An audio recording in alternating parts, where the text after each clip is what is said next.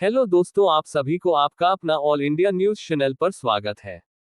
भारतीय अंतरिक्ष अनुसंधान संगठन इसरो ने अपने चंद्रयान-3 लैंडर मॉड्यूल को चंद्रमा की सतह पर सफलतापूर्वक उतार दिया है।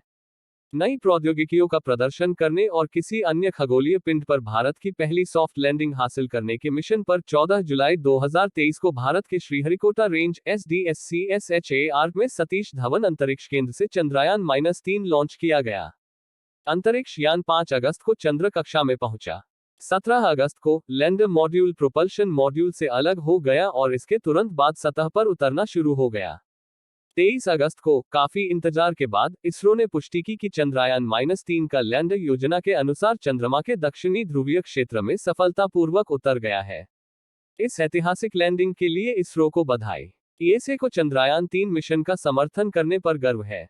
हमारे ग्राउंड स्टेशन ईएसए के अपने अंतर्राष्ट्रीय साझेदारों के समर्थन का एक मुख्य तत्व है, और मुझे खुशी है कि इस गतिविधि के साथ हम इसरो और भारत के साथ ईएसए के संबंधों को और मजबूत कर रहे हैं।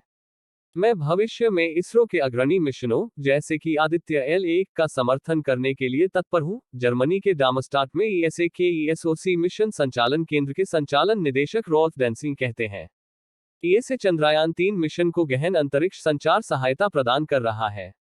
संचार प्रत्येक अंतरिक्ष मिशन का एक अनिवार्य हिस्सा है।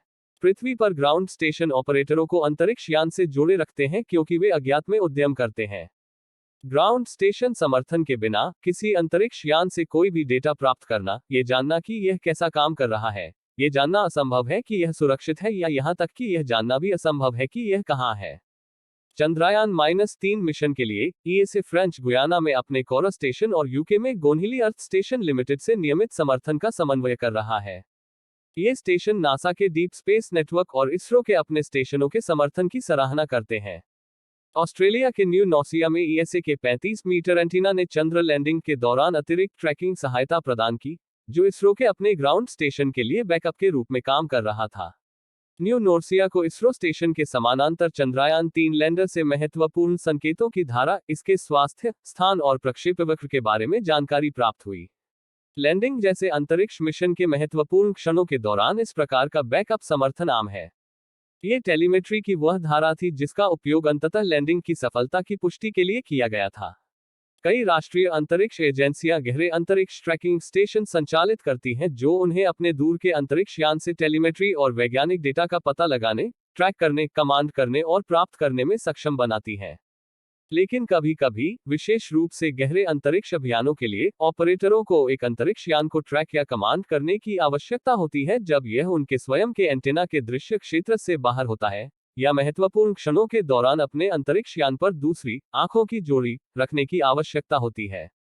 ग्राउंड स्टेशनों के अपने वैश्विक एस-ट्रैक नेटवर्क के लिए धन्यवाद। ईएसए जर्मनी के डार्मस्टेड में अपने ESOC मिशन संचालन केंद्र के माध्यम से सौर मंडल में लगभग कहीं भी अंतरिक्ष यान को ट्रैक करने, कमांड करने और डेटा प्राप्त करने में अपने भागीदारों की मदद कर सकता है। एस-ट्रैक नेटवर्क में दुनिया भर में स्थित ईएसए के स्वयं के ग्राउंड स्टेशन और गोनहिली अर्थ स्टेशन लिमिटेड जैसे तीसरे पक्ष के स्टेशनों से ईएसए समन्वित समर्थन शामिल है। आगे क्या होता है? लैंडर जल्द ही अपना रोवर तैनात करेगा।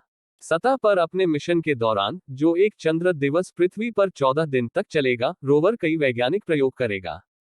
ईएसए स्टेशन सतह संचालन के अंत तक मिशन के रोवर और लैंडर मॉड्यूल द्वारा एकत्र किए गए टेलीमेट्री और वैज्ञानिक डेटा को रिले करना जारी रखेंगे। Thank you for watching this video. Please like and subscribe my channel. Jai Hind.